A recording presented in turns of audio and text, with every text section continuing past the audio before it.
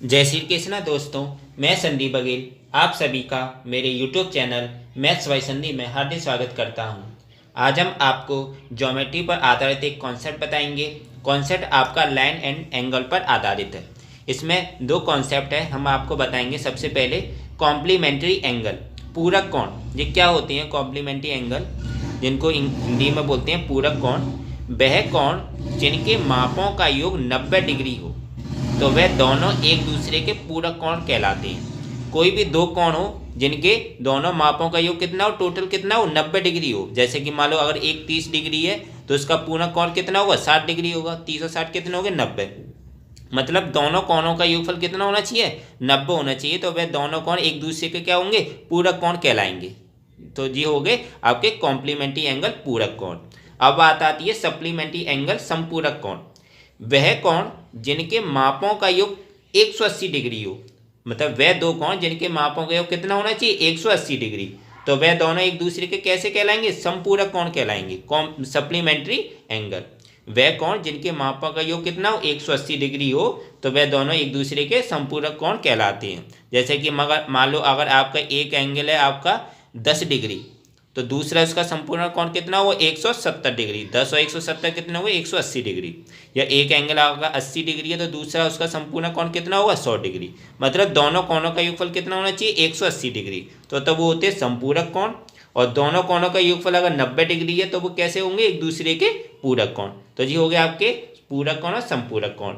अब इसी कॉन्सेप्ट पर एक हम क्वेश्चन समझाएंगे आपको। जैसे एग्जाम में क्वेश्चन कैसे आएगा, किसी कोण के संपूर्ण कोण का मान वास्तविक कोण के 4 गुने से 10 डिग्री अधिक है।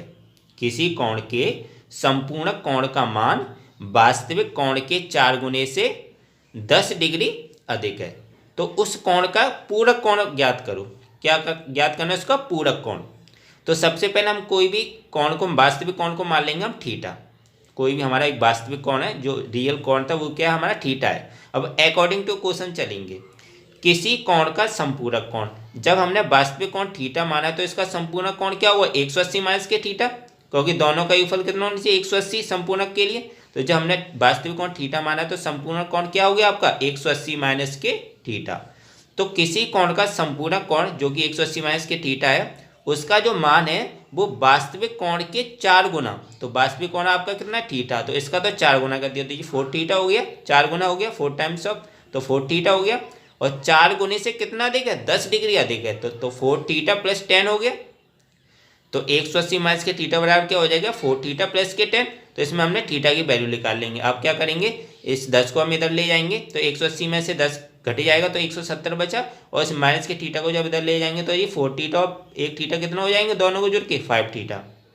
तो जब इसको सॉल्व करेंगे 5 से जी 170 कितनी बार करेगा, 34 बार। तो थीटा बराबर कितना आ गया आपका, 34 डिग्री। तो जी आपका आ गया थीटा बराबर 34 डिग्री। अब आपका जो वास्तविक कोण था वो कितना आ गया, थीटा बराबर आ गया 34 डिग्री।